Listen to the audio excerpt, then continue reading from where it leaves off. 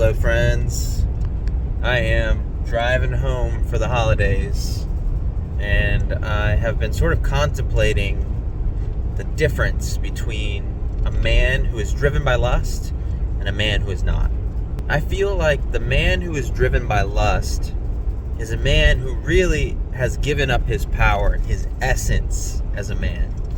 Sex in and of itself is not a problem. It's a beautiful creation, and it is a gift from God to be enjoyed in the sanctity of marriage. When you engage in sex before marriage, and you're in the process of selecting a partner, a man who holds sex to the highest priority is a man who has clouded his vision and is not able to think clearly, nor is he able to use any sort of discernment.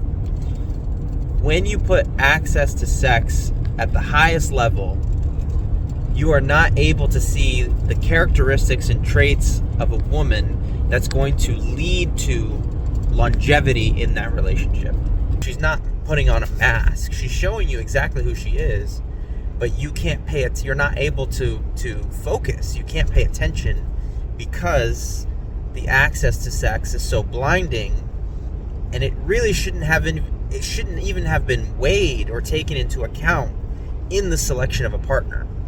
There are clear examples of great men of the Bible who have fallen because they crossed a clear boundary and a clear safeguard that God had put in place in order to protect them.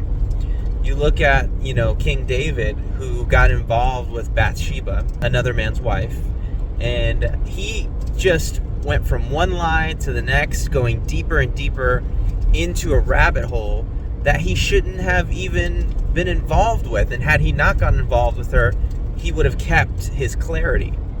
We often look at, God's command to abstain from intimacy before marriage as sort of a restriction, when in fact it is a safeguard for a man to protect his clarity. One of the best things you can do in your life for long-term success is the ability to delay instant gratification. There's this really great book. It's called Grit, and I believe the author's name is Angela Duckworth. And you may have heard of the marshmallow study. She talks about it in her book. Kids are placed in a room. The children are offered, they're sort of given two options. One option is that the child can have one marshmallow now, or they can come back, I think, in like 10 minutes, and they can have 3 marshmallows if they're willing to wait. This was sort of a longitudinal study. They followed the children who were able to delay the instant gratification and wait the time frame to get more marshmallows later.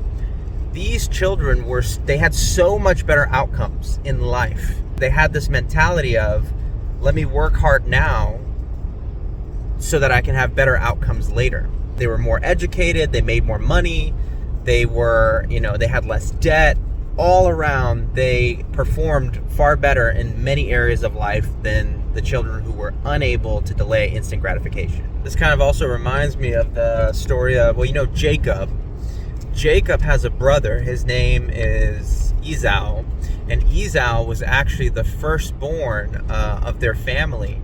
And in the Jewish culture, there was an understanding that the firstborn child had special blessings from God.